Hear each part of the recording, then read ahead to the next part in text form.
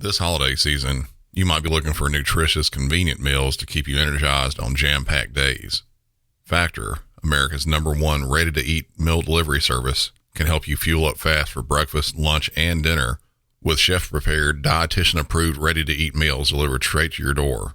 You'll save time, eat well, and stay on track with your healthy lifestyle while tackling all your holiday to-dos. Too busy with holiday plans to cook, but want to make sure you're eating well? With Factor, skip the extra trip to the grocery store and the chopping, prepping, and cleaning up too, while still getting the flavor and nutritional quality you need. Factor's fresh, never frozen meals are ready in just 2 minutes, so all you have to do is heat and enjoy.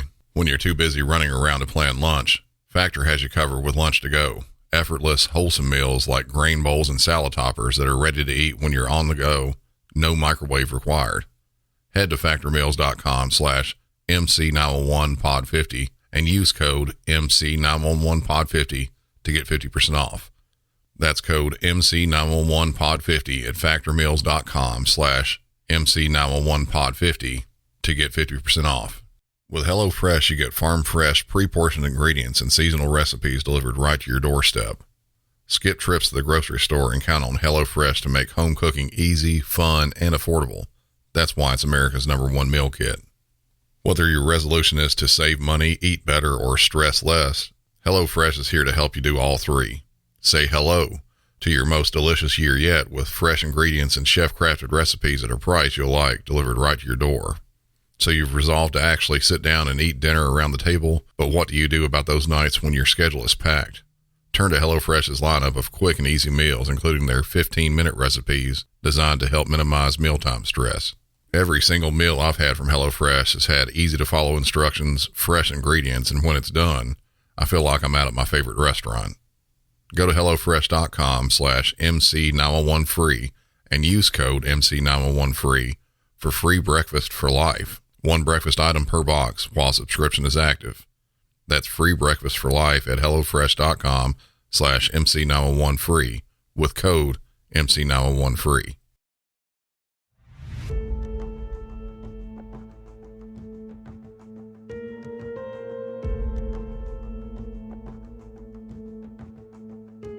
Domestic violence. It's something I've talked about time and time again. How a simple argument can turn sour faster than a pat of butter melts on a hot biscuit. Luckily, most of the time it gets worked out. The argument just fizzles. Everyone just goes to bed, sleeps it off, and hopefully the next day can calmly talk about it and get whatever issue resolved. Some of the time, though, it just doesn't happen like that. Things go way too far. The argument turns physical. One partner hits the other or both. On the rare occasion, when you add in drugs or alcohol, they can turn deadly.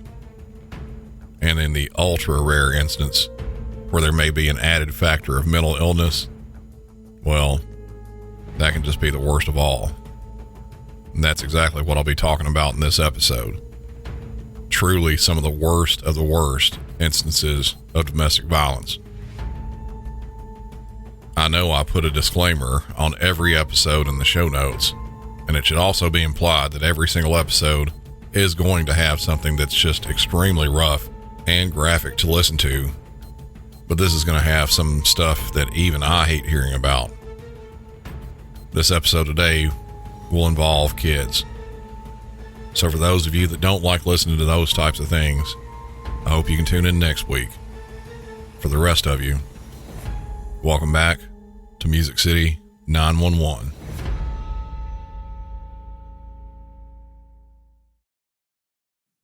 Where's your emergency? There's a girl running down the street saying that her stepfather is killing everyone in her family. It's on the corner of where there's a body shop and the fire department. Do you know what road this is? Okay, what's your name? Get into the fire department. What's your name? Do you know what road this is? Laura Lindell Road. You said what? It's Laura Lindell Road. Okay, and what did the female say to you? She says that her stepfather is killing everybody in her house. I did. I'm on the phone with them right now. Did she say how or what was happening? I asked her to get in the car with me, and she said she couldn't leave her family. But I think she ran to the fire department. So she went to the fire station. What did she look like? She's she's probably a young teenager, probably like 16 maybe, with long blonde hair. And she has a black dog. Did she say anything about a baby? I don't know about no baby. She said she just couldn't leave her family. But I see a car running around. I'm sorry? Do you see anything from the house? So I drove down the road a little bit, so I was afraid that I was going to get shot myself since I interacted with her face to face. So I'm just about maybe 3 houses down. But she's like waiting at the corner. I don't know what she's doing, but I kind of still see her in the corner. But I saw a car kind of came around and whipped around, so I'm not exactly sure if that's him or if he's chasing her or not. I'm sorry? What kind of vehicle was it? I saw it. It was like a gray. Did you see that car whip around? It's one of the fire department guys. Okay. I think maybe a fire department guy. It was a regular kind of Focus-looking gray car. Okay, we have help on the way. Thank you. Dark gray. If you Okay, all right. Call us back, okay, and steer clear of the area at this time. Okay. A woman driving down the street in Claremont County, Ohio, finds a teenage girl that says her stepdad is killing her family. There wasn't a lot of further info in that call. Dispatch found a rough location of where this was happening and started help. Deputies rushed to the scene where they didn't know exactly where it was happening and weren't sure what they were walking into. Once they got to the rough area, they found the house they were looking for. Where's he at? The shooter's still on the porch. Get him right here. You got him on the porch. We've asked, that's the last place we've been told. You show me your hands now! Stand up and walk towards us! Stand up now! Walk towards us! Stand up with your hands up! We got a visual in the veil. He's not showing his hands, not following commands.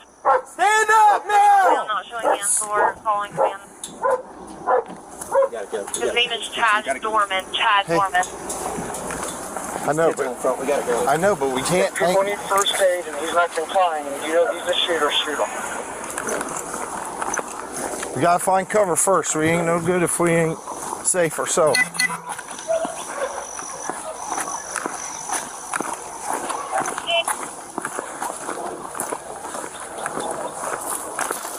Hey, no. We need to come from this side where we can see them. Don't take cover behind her. We see them. We're going to approach from this side. We got cover. Right here. 6 Robert, 29 and 63 attack that. Deputies could see the suspect from the street sitting on the porch of the house with a rifle sitting beside him. The front yard of the house was pretty large, and aside from a couple of trees and a smaller camper trailer, there was no good cover for the deputies to use for their own safety. They decided to push forward and use the camper trailer for cover and approach the suspect, who was eerily calm. After rounding the corner of the trailer, it became clear what had happened. Show us your fucking hands now! Stand up! Stand up! Stand up! Stand up now! Stand up! Stand the fuck up! EMS is staged and air carriers are going to go ahead and fly whenever any units can advise. Get your hands out of here. 72. Cover 21. It's in the air. If those guys can confirm that there's people that need first aid, and that's the shooter, who's not complying, they need to take care of the I got it. victims. If they have to shoot him, then shoot him. Man, I ain't trying to hurt nobody or nothing. I'm completely sober. Never did drugs a day 63, in my we're life. 21. Get the EMS over here. Well, I did drugs when I was little, but I don't do drugs now. I'm sober. I'm not trying to fight you. 63. Get your butt inside. Gatlin, get your butt inside. We on primary? Now. 29, we got 3 kids down. 3 kids down, 63 down. Gatlin. 63, we're 21. Knock Have it off. EMS respond over here. You're clear, they're being advised. Robert 34, just started mass casualty response. 63, do you want them to respond to the Laurel Lindale address? Where exactly do you need them? We're right in the front yard. EMS was then given the okay to enter the scene. The suspect was in custody. What deputies found in the front yard was a woman shot in the hand and 3 boys, all under the age of 10, laying motionless, shot in the head. Further playing the video from the deputies, the mother can be heard in the background. You took my life from me! My life! What are you doing, man? Hey, are you copying all this? Can I roll over? I ain't gonna hurt you. I ain't gonna hurt nobody. You got anything on you? No, I ain't got nothing, man. Phone, that's it. I ain't mad. I ain't nothing. Just make sure that dog don't come out. I don't think he'll bite you. Just don't reach for him and try to grab him and pet him. All right. He won't bite you. What's going on, man? Nothing. Can I stand up? It's kind of uncomfortable. I'm gonna get I ain't you gonna here do in a nothing. I ain't second. running away. You can do whatever you want with me.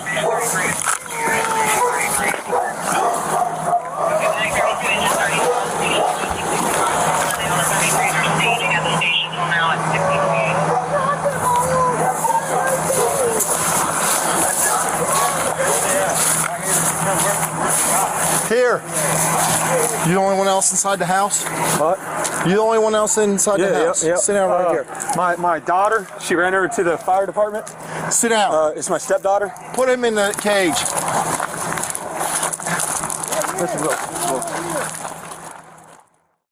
The suspect was then picked up from the ground and walked to one of the patrol vehicles to be held while EMS could come to the scene. While on the walk to the car, and still calm, the suspect asked the deputy a question, and the deputy's response, "Well, I can't agree with him more on this." Can you get the wallet out of my back pocket? Shut up, dude. Yeah, the right to remain silent. Fucking answer.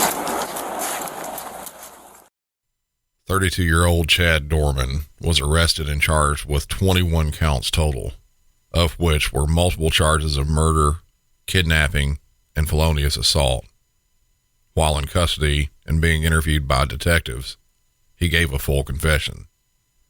At his initial bond hearing, captured on camera by WKRC in Cincinnati, the suspect can be seen escorted into the courtroom wearing a bulletproof vest and 2 pairs of handcuffs on his wrist, both shackled to his waist.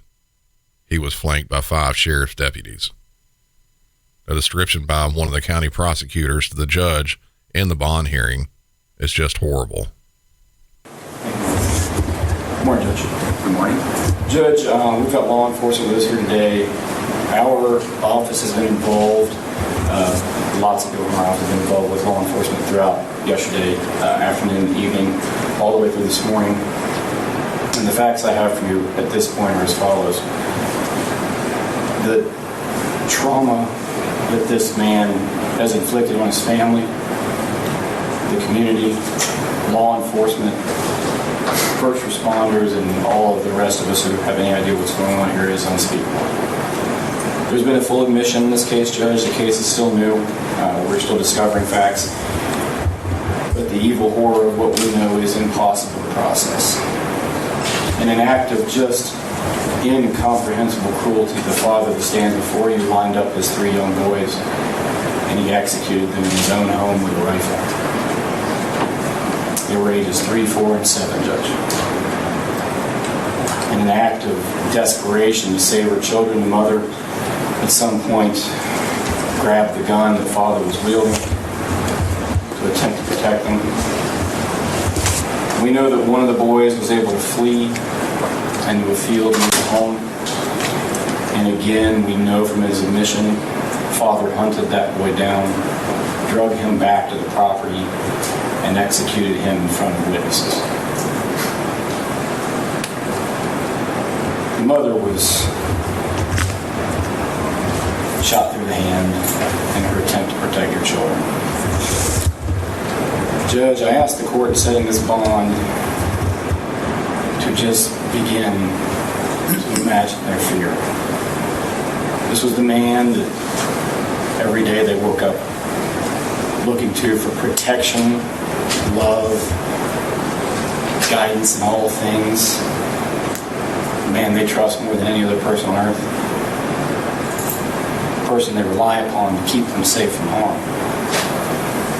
He was their world, he was their guardian, and he executed them in cold blood. We know that from his admission. By that same admission, Judge, he has committed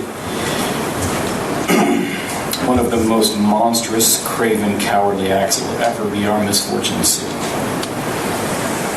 To make things even more disturbing, Judge, this was no haphazard act. Again, by his own admission, he planned the events of this day.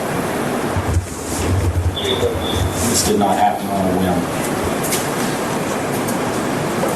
He's confessed to what I believe is the worst crime, at least I hope, that I'll see in my lifetime. I hope it's the worst fact pattern that ever comes before this court. Judge, it's important for the court to know in the bond we're going to request today, for the court to understand Claremont County deputies, Monroe Township Fire and EMS, and other first responders bravely respond to the scene where they don't know what's going on. They did not know what they're facing, and they come into a scene that no one can ever be prepared for. No law enforcement training, no training of any kind prepares you for this. It's easy to forget that these are men and women with families, children, feelings, emotions. They're not some automaton performing a delegated function. They're people. They were required to give CPR to gunshot children, 3, 4, and 7-year-old children. They held these boys in their arms, knowing there was nothing they could do to save them. How long do those scars last? What day do you wake up from that and you're healed? How do you unsee such an abomination? The bond factors this court needs to consider today are set forth in Criminal Rule 46, nature and circumstance of the crime charged, and specifically whether the defendant used or had access to a weapon, including the seriousness of the offense. It's the most serious offense that we have on the books, Judge. This is it. You can't commit a more serious offense. So the nature of the crime charged is the worst crime that can be charged. Did he have access to a weapon? Yes, obviously he did. The weight of the evidence against the defendant at this point, Judge, we stand here with a full admission of the defendant. That also goes to the confirmation of the defendant's identity, and witnesses on scene did see at least part of what happened. Next, the court is to consider the likelihood this person would return the court if a bond were issued. Again, this is the most heinous crime with the most severe penalty under the law that we presented to the grand jury. That alone would be a major factor in discouraging a person from availing themselves to this court or any other. And the thought to flee and the likelihood of flight is great in the state's opinion. The danger he poses to the community is a factor that this court can consider, and I think with the facts in front of you, Judge, we can't name a person that poses a greater threat to the community. As his prior record goes, Judge, it is fairly minimal. He was charged with domestic violence in 2010. He is not, to my knowledge, on probation community control. Judge, the facts of this case are hopefully like no other we will ever see. When this case gets indicted in the Court of Common Pleas, I am certain that a no bond hearing will be held, and I would hope that would be granted. But at this point, at this juncture, we're going to ask this court to issue a bond we've never asked for before. I'm going to ask for a bond of $20 million. I hope I never need to request such a bond again. Thank you. Date for preliminary hearing? The date for the preliminary hearing, Judge, is 6/26. No objection, Your Honor. The preliminary hearing will be set for June 26th at 1 p.m.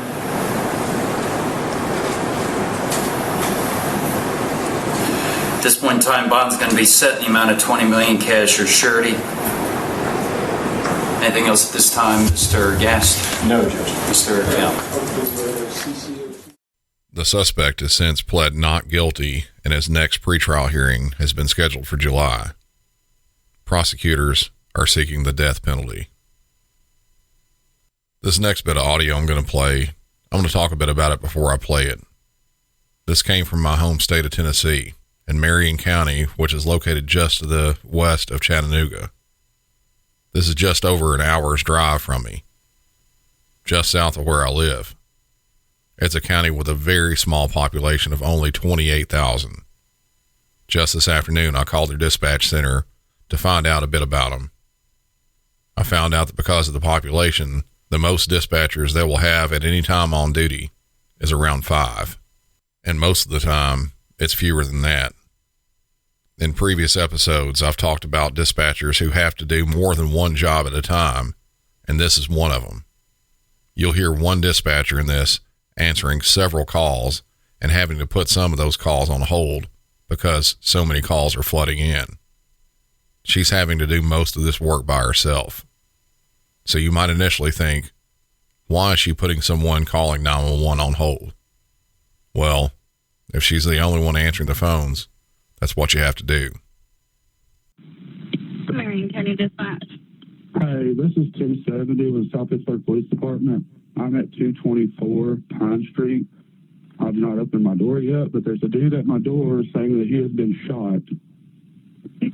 And apparently he's still shooting. Okay. Give me just a second, okay?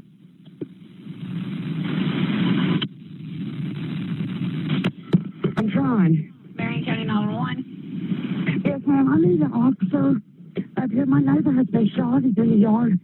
Also, have somebody's still shooting up here. The address. 210.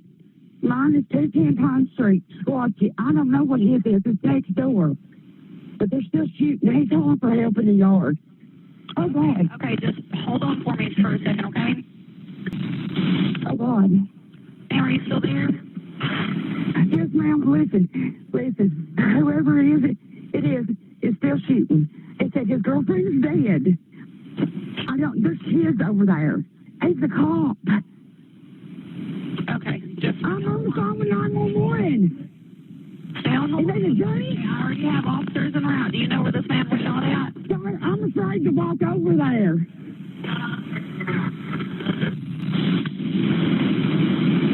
Hello? Hey, I got you on speaker. Okay, do you know where this man's been shot at? Sir, where's he been shot at? I don't think... I need to know where he's shot at. He won't answer. I believe he's shot at. I understand that, but you ain't got to yell. I know you're getting shot. Okay, ma'am, I have EMS en route, okay? We need ambulance. We just need whatever. Yes, ma'am. I mean, I understand en route right now, okay? I got more than calls. Don't want them to call the ambulance. Okay, yeah. Do you know the email that was made before I disconnect the phone? They need to know your name. What's your name? I told them they got to have his name. We don't know if they go up there. God damn you. Oh, God, the house is on fire. 10-4, ma'am. 10-4. Just let me put you on hold for a second so I can get EMS and fire out. Oh, God. Yeah. Marion County Dispatch. Hey, Jessica, this is Reagan. I'm at 224 Pine Street, my house. A guy just come up on my porch Yeah, we got officers en route. Do you know who's the shooter? I do. He said it's her ex-boyfriend. He didn't give me a name. I haven't opened the door yet because I can't see his ass, and I don't have my weapon on me. So, you ain't gonna, okay. All right, yeah, stay in the house. They're en route. Where's she? Has she been shot? No, he has been shot. It's a him. He's been shot. He said he got shot. He got shot by her ex-boyfriend. He got shot in the hand and in the chest, apparently. In the hand and the chest. That's what he says. Shut up, pretty down. For one, Marion County Dispatch. Hello. This is Abby O'Neill out on Mossflower Road. My neighbor, Margaret Edwards, is gone on a vacation. There's 2 cars that's pulled into her field. Okay, ma'am. Can you hold on just a minute? Marion County 911. Yes, we need the police because they're shooting behind my house over here at Tiffany Horseshoe. Someone route. Okay, thank you. All right, thank you. Bye-bye. Marion County 911. Yes, I'd like to report a house fire. Yeah, we've got them en route. It's on Pine Street. Yes, they're still in the house right now, too. They're still in the house? They're still in the house. There's, I think, a mom, kids, and everybody. They're still in the house. Okay. My mom's calling for them, but nobody's coming out. We got them en route. We got police and fire. Okay. Marion County Dispatch. I need the fire department to. Apparently the house is on fire. I just come outside. The house is on fire. Can you advise who the shooter is? Do you know, Reagan? I do not know, ma'am. He said it was her ex-boyfriend, and now the house is on freaking fire. And everybody's inside? There's kids inside. I'm getting all my stuff out now. Okay. All right. Marion County 911. Lady, I've been on hold. There's kids in this house is on fire. Yeah, I need y'all to hurry up. We got fire and EMS in round, okay? Okay. We got them in round. Yeah, y'all gonna have to hurry. Okay, we got them in round as fast as I can go, okay? Marion County 911. Yes, ma'am. I'm looking at my neighbor's house and some cars getting down there, moving around. I think they're supposed to be on vacation. I was wondering if you could send someone out. What's the residence, sir? It's Miss Myrtle Myers' house. I don't know the address. You know, what street number is it on? What street name? It's right off Highway 41. Right, you come under the underpass, it's that red light. My first house on your right. I need or just come to address. I need address. Come to 137 Mossflower Road. It's what? Your phone's real muffled. Come to 137 Mossflower Road, and I'll give you directions. Okay. Okay, thank you. All right.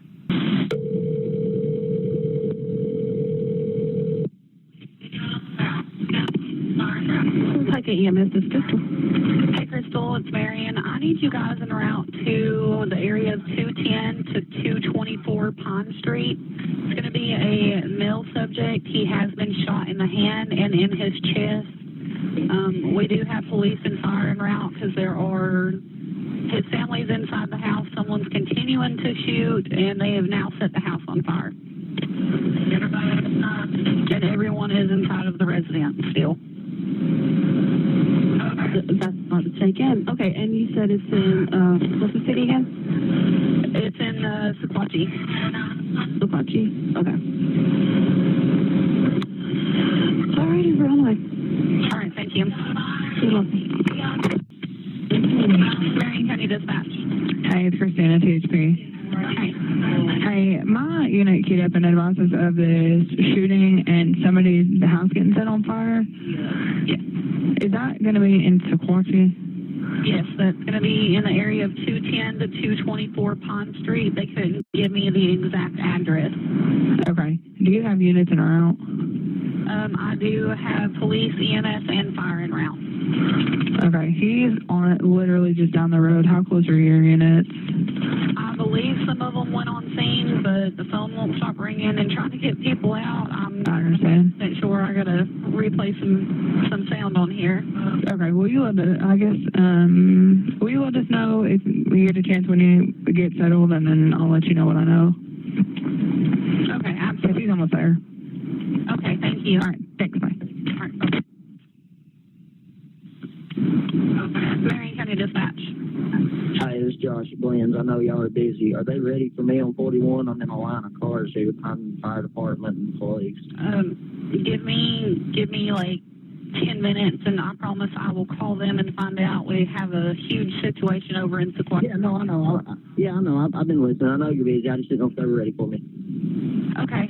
Yeah. Give me just a minute. Yeah, do what you got to do. All right. Bye.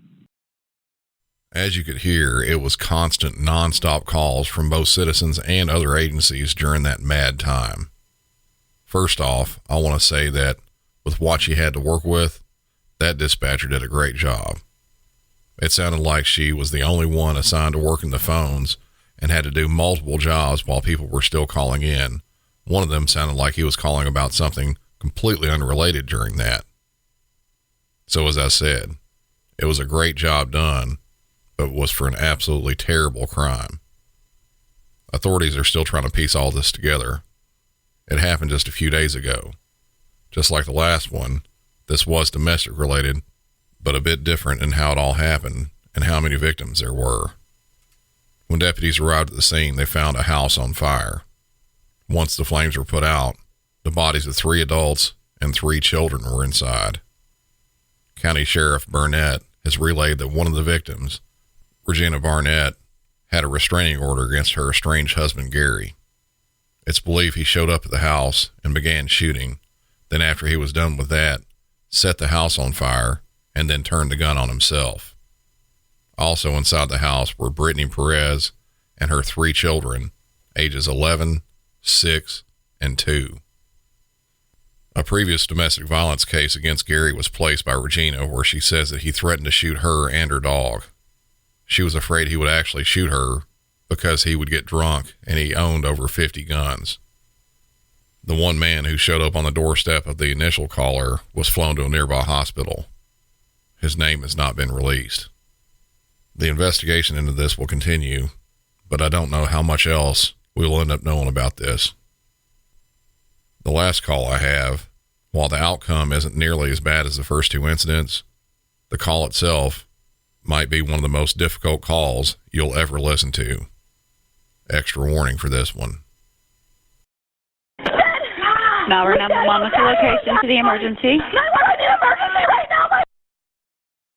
Okay, stay on the phone. I need to get you through to medical. Don't hang up.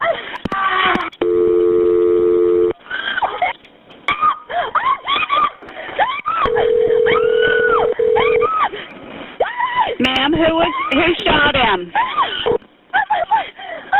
Ma'am, you got the mother.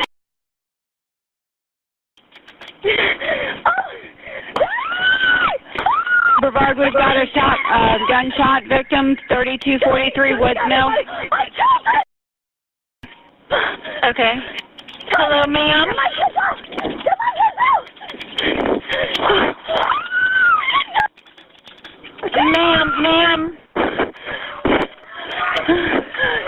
Ma'am. No, please.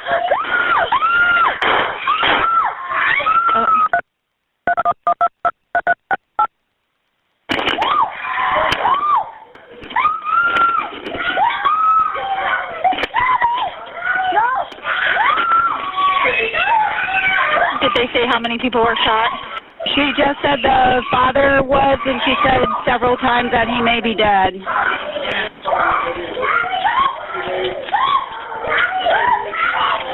I'm going to stay on the line. Nobody's talking to me.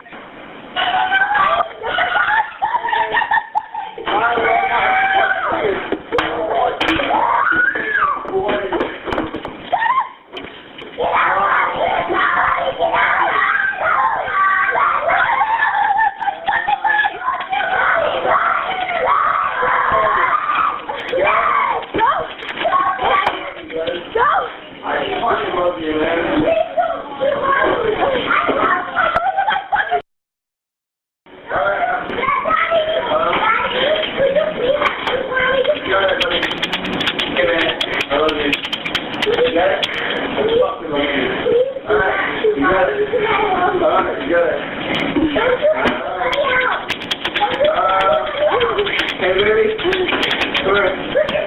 Is anybody there? Mommy! Please come help me, please. Please. Please. Come on, shoot me in the head. Come on, baby. Come on, shoot me in the head. Jesus. Come on, baby. Oh, Jesus. Come on, honey. Come on. Yeah, you got it. You all right? Can you do it? I don't want anyone to die. I don't want anybody to die.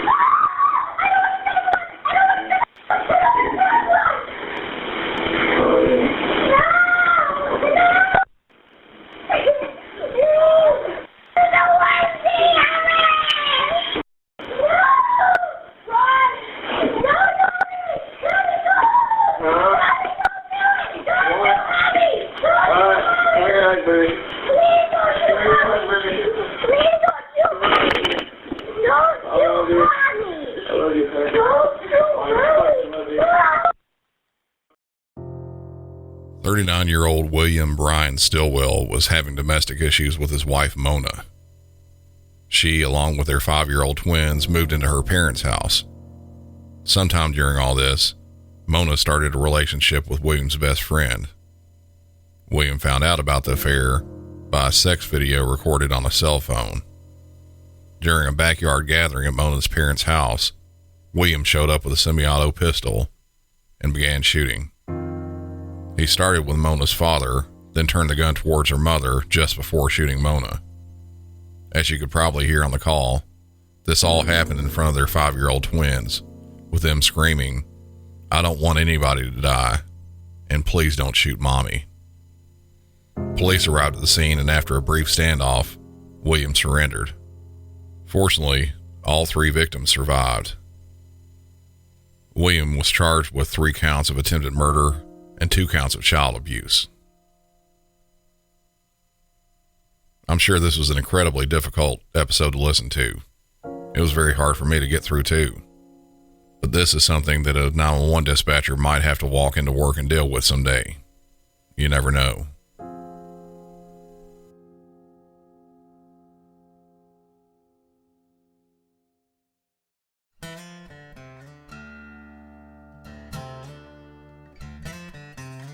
Follow the show on all social media, all the usual ones: Facebook, Instagram, YouTube, and Twitter. I have a feeling there'll be some talk about this one over on the discussion group on Facebook, so if you're not a member over there yet, be sure to join so you can be part of that talk. If you'd like to help support me and the show, you can head over to patreon.com/MusicCity911 for ad-free and bonus episodes. Also, on the show's website, MusicCity911.com, towards the bottom of the page, you can make a one-time donation under the Buy Me a Beer button. After an episode like this, I might need a couple of those. And speaking of episodes like this, if you want to hear others that are similar, go back in the catalog and search for the word familicide. There have been other cases similar to these I've covered before. I'd highly recommend going back and listening to one or all those episodes again, or for the first time if you're just starting out with the show. Until next time, for Music City 911, I'm Brandon, and y'all have a good one.